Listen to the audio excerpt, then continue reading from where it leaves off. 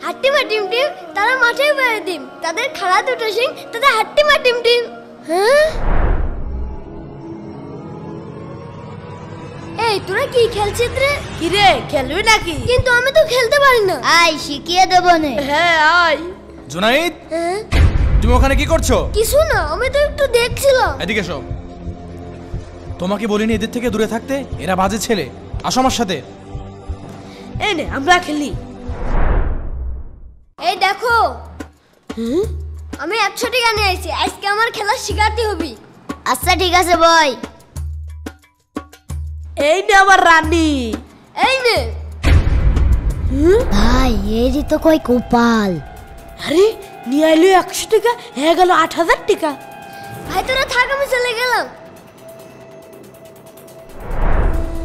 আল্লাহ 1000 টাকা দাও।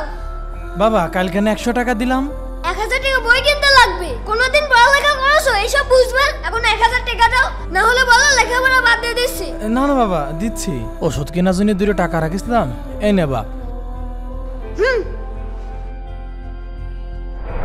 এই দেখ আজকে 1000 টাকা নিয়ে এসেছি, আজকে 1 লাখ টাকা জিতে যাবো। আচ্ছা এই নে ধর। এই নে আমার কুইন। এই নে। এই নে আরে আমি জিতে গিয়েছি, সব আমার আমার। ভাই আমার কাছে তো টাকা নেই, আমি এখন কি করব? অসুবিধা নেই, মোবাইলটা লাগা।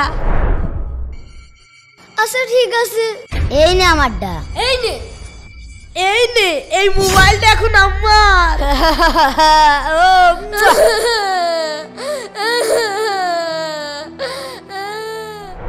বাবা কি হয়েছে?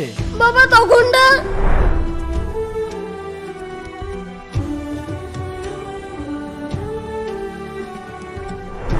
বাবা তাহলে বুঝলি আমি এজন্য ওদের কাছে যেতে নিষেধ করতাম, কারণ আমি কিছুদিন আগে দেখলাম তুমি স্কুল থেকে বাড়ি ফেরার পথে ওরা বলছিল এই জুনায়েদ খুব ভালো পড়াশোনা করে, ও বড় কিছু হতে চায়। দাঁড়া, ওকে আমার দলে নিয়ে আসার ব্যবস্থা করছি।